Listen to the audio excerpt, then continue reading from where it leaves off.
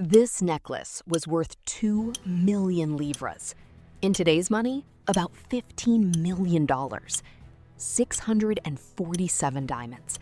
The most expensive piece of jewelry of the 18th century.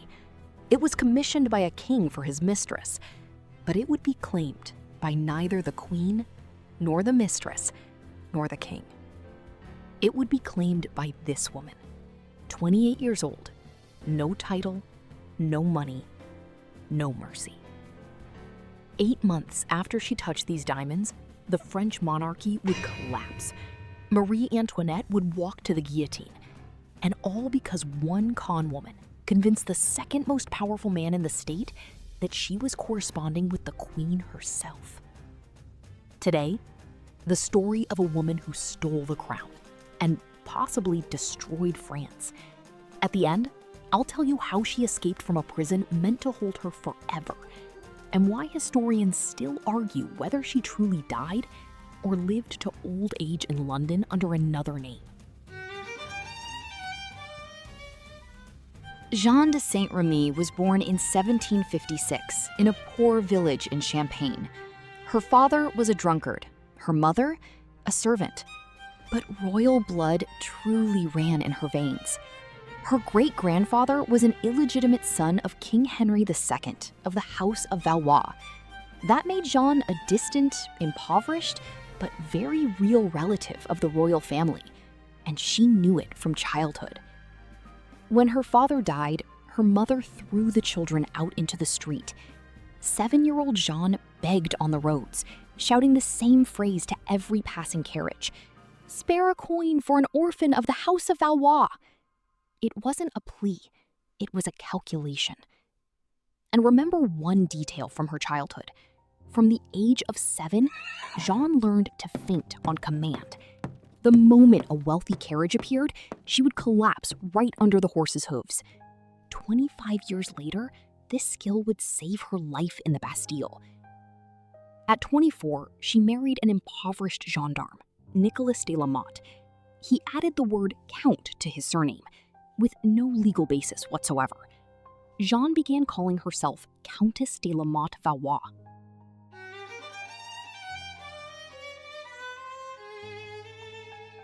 To understand how the scheme worked, you need to meet its main victim, Cardinal de Rohan, one of the richest and most influential men in France. He owned a palace, a personal army of 14 valets, his own astrologer. He spent more on perfume than an average French family would earn in a lifetime. He had everything, except one thing. The queen hated him.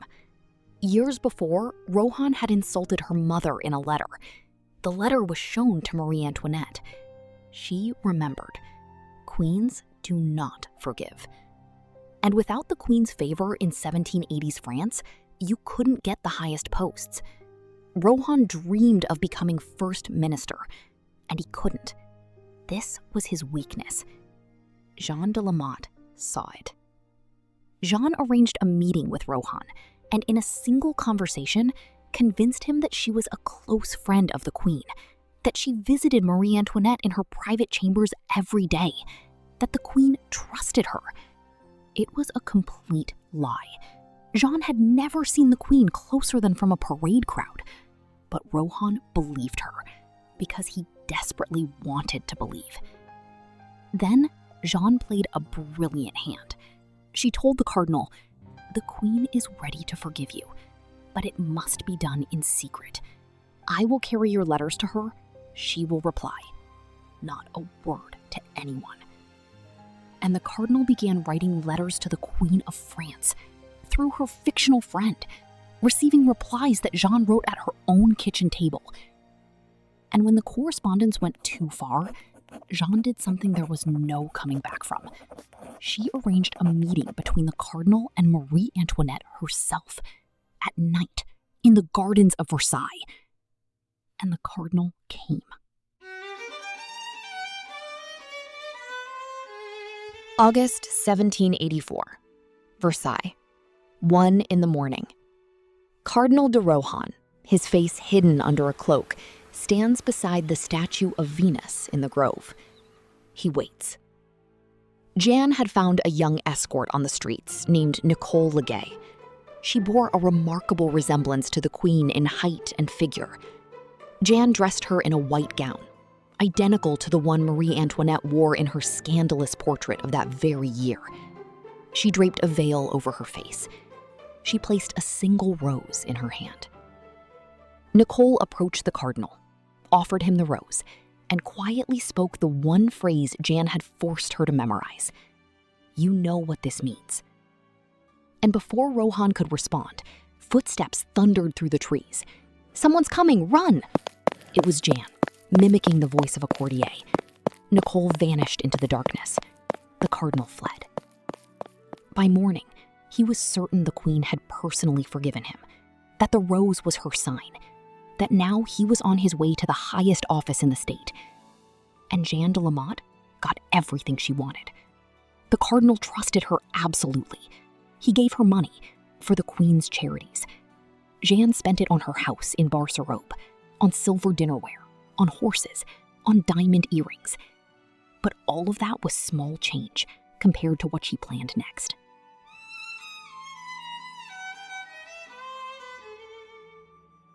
In Paris, two court jewelers, Baumer and Bassange, were sitting on a necklace they had been unable to sell for 10 years.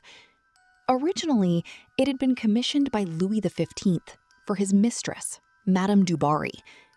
But the king died of smallpox.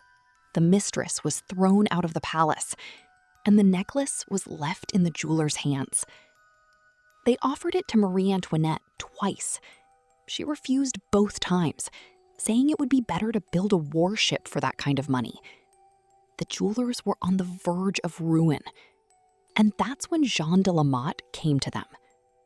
With wonderful news, the queen had changed her mind. She wanted to buy the necklace in secret, in installments, through an intermediary. That intermediary would be Cardinal de Rohan. Jeanne showed the jewelers a letter from the queen, signed Marie Antoinette de France. This was Jeanne's first mistake. In 18th century France, queens signed only with their first name, Antoinette, no surname. Any courtier would have known this, but the jewelers were merchants, and the cardinal was too much in love with his dream. Nobody checked. On February 1st, 1785, Cardinal de Rohan delivered the necklace to Jeanne's apartment. A man also arrived, whom Jeanne introduced as a valet of the queen. He took the case and disappeared. That same evening, Jeanne's husband Nicholas broke the necklace apart, stone by stone. The largest diamonds he took to London and sold one by one. The smaller ones Jeanne sold in Paris through frontmen. Within a month, nothing remained of the necklace except the empty setting, thrown into the Seine. Jeanne bought a mansion, carriages, mahogany furniture. She threw balls. She hired 10 servants. She forgot one thing, that in 6 months, the first payment would be due, and the jewelers would go to the queen for their money.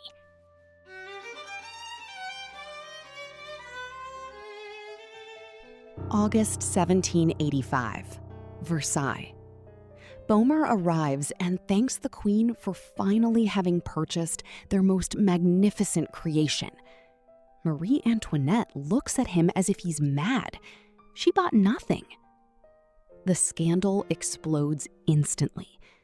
On August 15th, 1785, on the Feast of the Assumption, the most important religious holiday in France, Cardinal de Rohan is arrested directly in Versailles, in his full crimson robes, before the entire court as he prepares to celebrate Mass.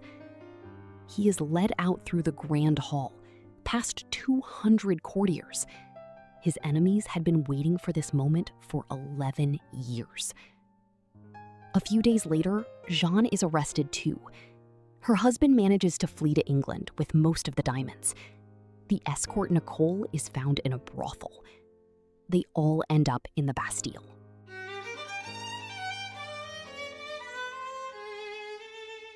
And here, the most extraordinary thing happens. At the trial in May 1786, the Parliament of Paris fully acquits Cardinal de Rohan, completely. He is declared a trusting victim, and the guilty one? Jeanne. But that's not all. The Parliament, in its verdict, implies that the Queen herself may have been involved in the fraud, that her behavior, late-night walks in the park, secret letters, lavish jewelry, makes the Cardinal's version plausible. This decision cost the monarchy everything. In 3 years, the revolution would begin. In 7, Marie Antoinette would be executed. Napoleon would later say, "The death of the Queen began with the affair of the necklace."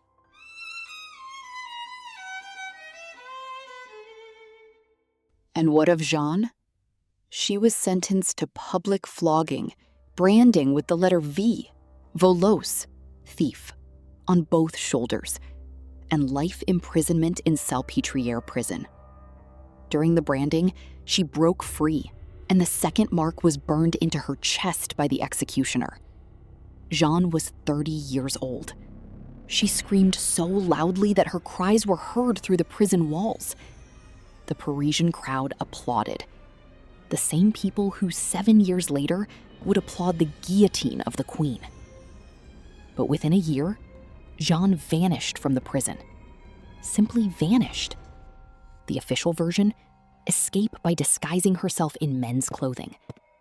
The unofficial version, she was released by those who wanted the necklace affair to surface again at just the right moment.